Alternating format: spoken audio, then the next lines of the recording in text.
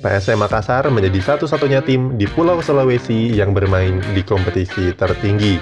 Belum ada tim lain yang mampu menemani PSM.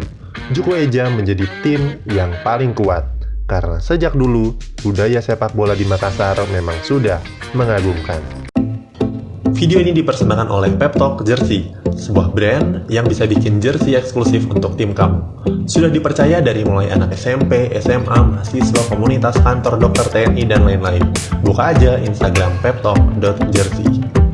Sejak lama, PSM Makassar menjelma sebagai kekuatan tunggal di Pulau Sulawesi. Bertahun-tahun lamanya, PSM menjadi satu-satunya wakil di Sulawesi yang bermain di kompetisi tertinggi sepak bola Indonesia. Hingga Liga 1 2020, belum ada klub dari daerah lain di Sulawesi yang mampu menemani PSM. Saat ini, yang terdekat adalah Sulut United, tim asal Manado yang sedang berjuang di Liga 2. Pada musim ini, mereka mengincar tiket promosi dengan harapan bisa menemani PSM di kasta tertinggi dan bisa menyajikan pertandingan yang sudah lama dinanti masyarakat, yaitu Derby Sulawesi. Sebelum Sulut United, ada beberapa tim lain yang pernah berusaha untuk menemani PSM, seperti Persema Manado, Persimin Minahasa, Persibom Bolang Makondo, dan Celebes FC. Namun, tim-tim ini cepat lesu dan kehilangan gairah, sehingga kabarnya tidak terdengar lagi. Hal yang kurang lebih sama juga dialami oleh Persim Maros. Tim ini dulu pernah bersama dengan PSM sebagai wakil Sulawesi Selatan pada era perserikatan. Namun, saat format Liga Indonesia mulai diperkenalkan, Persim Maros ikut tenggelam seiring waktu. Menurunnya tim-tim lain membuat PSM menjadi tim yang paling konsisten di Sulawesi. Sejak didirikan pada tahun 1915, PSM memang sudah menjadi barometer sepak bola Indonesia, utamanya untuk kawasan Sulawesi Selatan.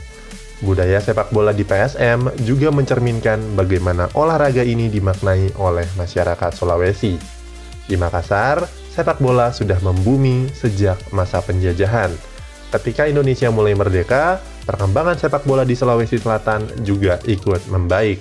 PSM saat itu cukup rajin menggelar kompetisi sepak bola lokal, semacam liga amatir yang biasa diikuti tim dari mana saja. Liga ini selalu dirindukan oleh masyarakat pada masa itu, karena sepak bola dianggap sebagai hiburan satu-satunya. Kompetisi ini membuat berbagai daerah di Sulsel jadi semarak dengan pertandingan-pertandingan antar kampung.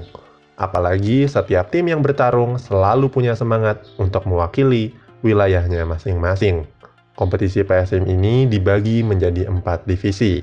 Tujuan dibuat berjenjang untuk menyaring bibit unggul yang nantinya akan diajak bergabung di dalam skuad PSM Makassar. Fakta ini memberitahu kalau sejak dulu PSM sudah peduli dengan pembibitan pemain. Inilah yang spesial dari Sulawesi Selatan dan layak membuatnya disegani.